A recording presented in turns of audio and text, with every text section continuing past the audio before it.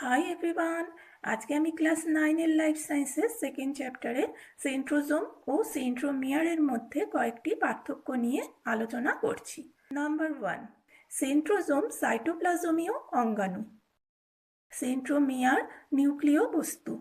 Number 2, নিউক্লিয়াসের কাছাকাছি সেন্ট্রোজোমের অবস্থান।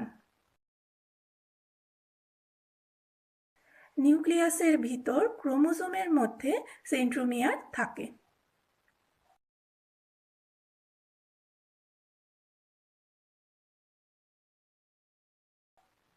নাম্বার 3, সেন্ট্রোজোম প্রাণীকোষে দেখতে পাওয়া যায়। সেন্ট্রোমিয়ার উদ্ভিদ ও প্রাণী উভয় কোষেই বর্তমান।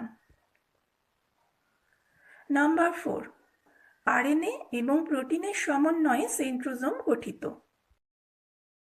ডিএনএ এবং প্রোটিনের সমন্বয়ে সেন্ট্রোমিয়ার গঠিত। নাম্বার 5, সেন্ট্রোজোম গঠিত হয় সেন্ট্রোস্ফিয়ার এবং সেন্ট্রিওল দ্বারা। সেন্ট্রোমিয়ার গঠিত হয় ক্রোমোমিয়ার এবং ক্রোম্যাটিন তন্তু দ্বারা।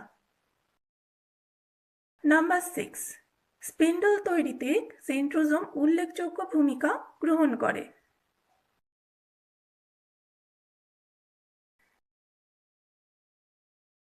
ক্রোমোজোমকে স্পিন্ডলের সঙ্গে সংযুক্তিতে সেন্ট্রোমিয়ারের ভূমিকা বিশেষ উল্লেখযোগ্য। ভিডিওটি যদি তোমাদের ভালো লেগে থাকে, লাইক, কমেন্ট এবং সাবস্ক্রাইব করো। Thank you.